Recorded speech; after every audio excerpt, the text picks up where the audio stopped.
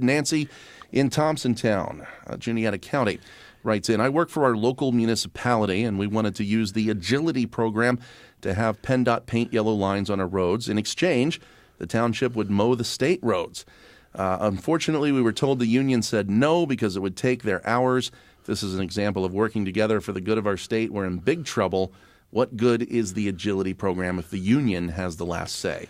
Let's start with, what is the Agility program? Well, the Agility program is an example of where different levels of government can actually work together, whether it be the county with the state or the municipality with the state. I'll give you an example. In Center County, we exchanged salt brine with the county for meeting space in other, and we had a need for meeting space. In Clinton County, there was line painting in a parking lot in exchange for automotive body work on some of our vehicles by students at the local technical school. And the winners, the taxpayers and those students getting some hands-on experience. Yeah. The Fish and Boat Commission, we did a patching of a parking lot in exchange for meeting space again. So it's an ability to say, hey, you got that space over there. We need to come in and use it. Don't charge us for it. We'll go do this. It's like, paying for something in kind. And I certainly understand Nancy's frustration. But there are, with this Agility program, 3 components. The component of the Department of Transportation, the component of the union that works for the Department of Transportation in the state of Pennsylvania, and the component of the local government. And all 3 have to agree. And in this case, I believe the union was saying, hey, you're taking hours away from us that we could be working on these programs, and we want to have those hours so we get, keep our salaries up and keep our manpower needs up. Michael from Bedford County, Hindman is the name of the town here, writes in, considering the reactionary anti-firearm laws of several neighboring northeastern states, some of which are the corporate residency of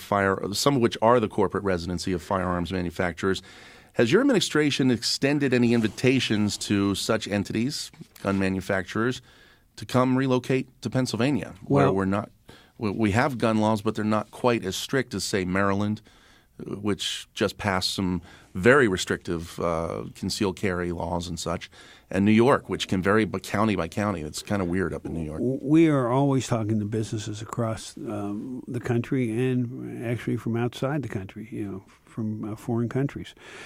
We are encouraging businesses to grow in Pennsylvania, and clearly this is a legal business in the United States. So if we get some contact by one of those companies, we would be in touch with them. And being a shall-issue state should be attractive to a manufacturer. I would think not only attractive, go back to we are a key location to be able to ship from.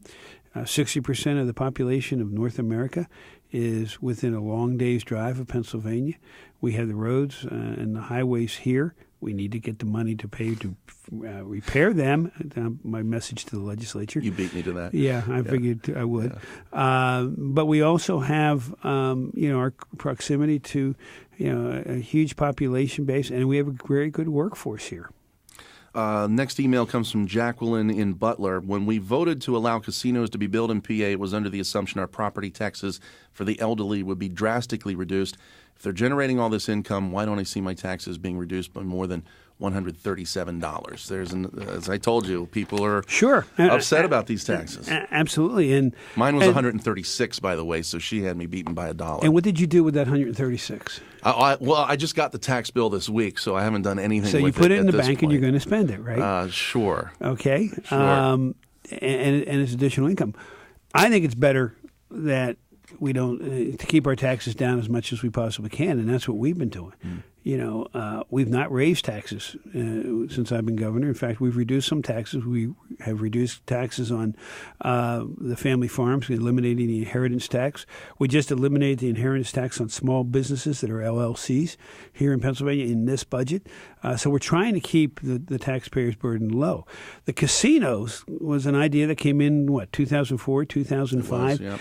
And the way they sold it was oh, we're going to put all this money back into property tax rebates. Well, nobody knew how much money it was going to be, and nobody knew how much people were going to get. But it sounded good, didn't it? Yeah, and I wish I had time to go down that road because that's my point. Yeah. I mean, we did not make the promises of the prior administration, so I can't speak to that. This is the sixth year, though, that's been providing property tax and rent rebate due to the gaming and to the lottery revenue. The average rebate is about $200 per household across Pennsylvania. And gaming revenue also supports the property tax rent rebate program for older and disabled homeowners with incomes up to $35,000.